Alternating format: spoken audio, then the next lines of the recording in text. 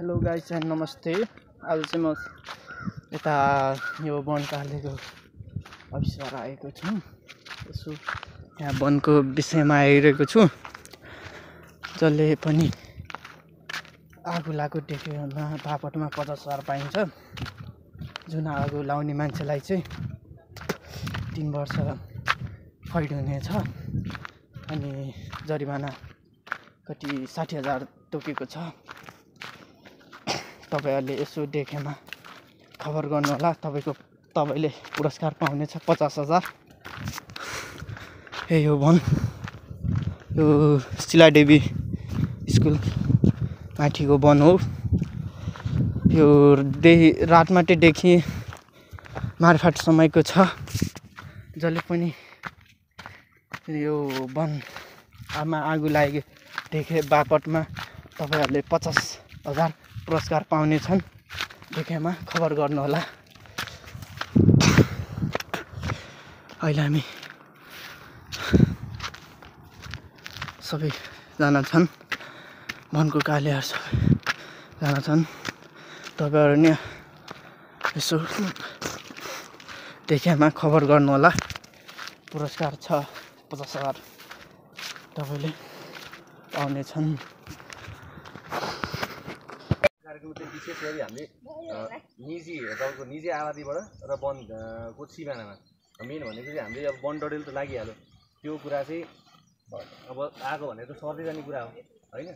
सर्दै जाने कुरामा चाहिँ निजी अब हामी घरको वरिपरि आगो लगाउँदाखेरि त्यो कुरा चाहिँ वन जङ्गलमा फैलिएला कि अथवा वन जङ्गलबाट लागेको आगो चाहिँ निजी ठाउँमा घर अब अथवा चाहिँ खेतबारीहरू हैन परालको तालहरू यस्तो कुरा पनि आगो लागेको देखिन्छ, जुन चाहिँ नियन्त्रण बाहिरमा हुन्छ।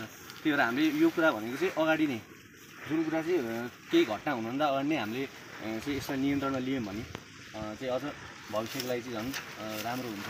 त्यसै गरी अब हामीले वनको कुरा चाहिँ मेन कुरा भनेको वर्षैभरिमा हामी जति नै जे नै वन जोगाउँछौँ भने पनि जोगाउनुभन्दा पनि हामीलाई बचाउने कुरामा हो यो वन डडेल भनेको चाहिँ। जसले गर्दा हामी चाहिँ अब त्यत्रो डाँडा वृक्षरोपण गर्ने चाहिँ वर्ष लाग्छ, तर वनले चाहिँ एकैछिनमा होइन एकैछिनमा सखा पारिदिन्छ। त्यसले केही पनि राख्दैन। न माटोको उर्वरा शक्ति राख्छ, न चाहिँ त्यहाँको जैविक विविधतालाई चाहिँ पनि हानि पुऱ्याउँछ। त्यहाँ चराचुरुङ्गीदेखि लिएर सबै कुराहरू चाहिँ नष्ट हुन्छ। त्यही भएर यो भनेको चाहिँ प्राथमिक वन व्यवस्थापन भन्नु नै वन डडेललाई चाहिँ प्राथमिक दिनु हो। वन डडेल नियन्त्रण त्यसपछि वन डडेल चाहिँ के कारणले हुन्छ होइन। यो सामान्य जानकारी चाहिँ मैले अहिले किन भन्दा छु भन्दा हामी यहाँनिर अहिले 15देखि 20 जना छौँ। यी 15देखि 20 जनाले फेरि 2-3 जनालाई भन्दै गर्दाखेरि त 1-1.5 जना त पुग्छ नि त होइन। यो होइन त्यो चाहिँदाखेरि चाहिँ अगाडि नै कन्ट्रोल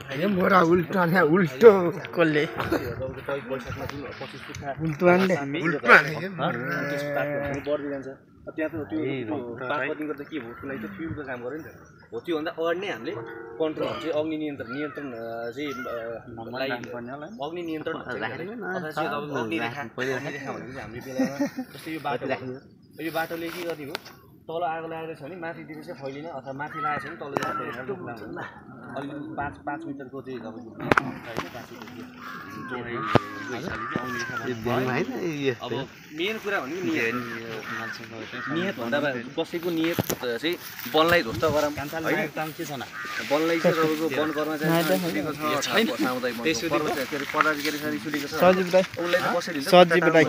होइन त्यो तानेपछि त्यो देख्दा त्यसपछि अब हामीले अरू कुरा चाहिँ के पनि सुन्न फैलाउनु पर्यो। हाम्रो कार्ययोजना एक त सक्रिय भएर कार्ययोजनामा चाहिँ के छ वन डडेललाई चाहिँ हाम्रो कति जरिवाना दिने हो कि के हो भन्ने कुरा छ। भर्खर यदि सल्लाह हुन्छ त्यसपछि नि भएन भने चाहिँ अनि वन कार्यालयमा चाहिँ उद्देश्य दिएर ठगेन कैदेखि 60,000 जरिवाना पनि 3 वर्ष कैद है। यी कुराहरू सबैलाई अवगत छँदैछ। अब यति भन्दै मैले चाहिँ मेरो आफ्नो 2 शब्द यहीँ टुङ्ग्यो र अहिले चाहिँ हामी अब यसको ठ्याक्क अग्निरेखाकै जस्तो हिसाबले यहाँ अग्निरेखा काम पनि गर्यो कि यसले गर्छ नि त यो बाटोले होइन।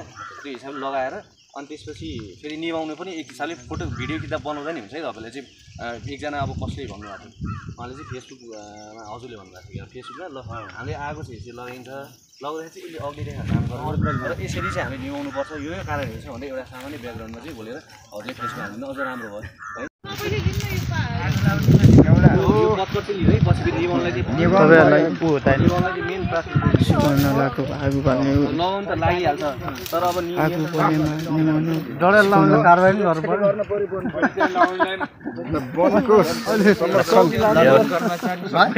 भइसक्यो मेरो अझै भन्नुपर्छ पर्दैन भिडियो नि बना मेरो चाहिँ फोटो यसो हेरेर क्लियर गरेर हेरेँ म यहाँ पत्ता पनि मन माथि बस्न पर्यो हो छाउनु फेरि हँसले बाख्रा हँसले काट्ला नि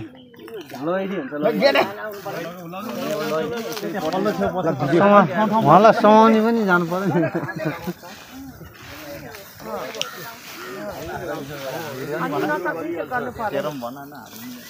कसले आगो लगायो मेरो बाख्राले चाहिँ कलिलो घाँस खान्छ भनेर मैले मिलाएको ठुलो हुनु पर्यो सबैको गर्नु ल त्यसमा त्यहाँ भएको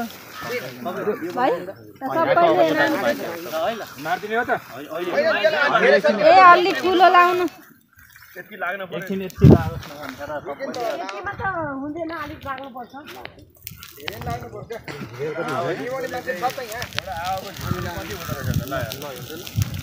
त सामान्य हो नि यो त सानो आगो पानी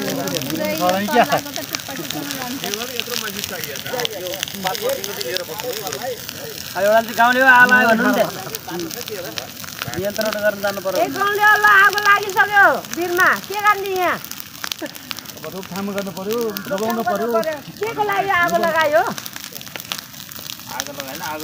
आगो लाग्यो के को लागि आगो लाग्यो यो अवधि रेखा कसैले बाख्राले घाँस पलाउँछ भन्दै लाग्यो क्या हो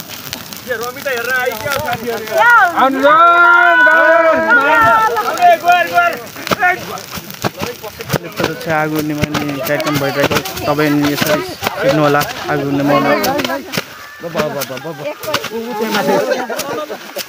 ल अब यो यहाँ पनि लगाउँ यो माथि माथि यसरी अब एउटा धुलो जुत्ताको ठ्याक्कै दिएर ल हामीले चाहिँ गाइड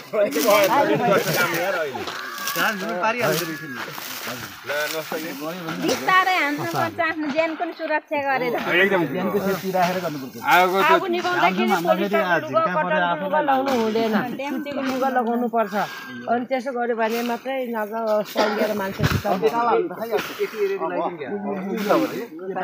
सरी भयो क्या त्यो अग्नि रेखा काम यसरी भयो कि कहिले काहीँ तपाईँको डढी लाग्यो होला भन्ने टाइपको मात्रै हो हामी कन्ट्रोल गर्ने हिसाबले यताबाट आगो पनि लगाइदिनु सक्छौँ क्या त्यो भन्दा यता बढ्यो भने आफ्नो पहिला आगो छोडेर अनि हो बस्नुपर्छ घेराबन्दी ठ्याक्क अहिले यहाँ यता फैलिनु भयो नि अब अर्जुन भाइ तपाईँले के गर्नुभएको यो यसरी बनडडेले लाउनुहुन्छ तपाईँले बन अनि पाउन्दिनको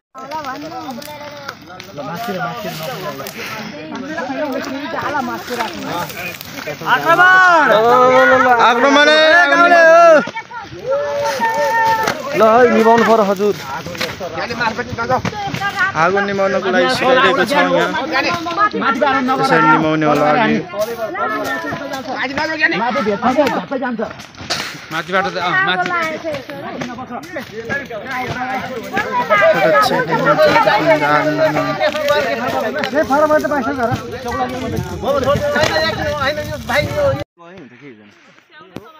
समाधान केही फरक परेन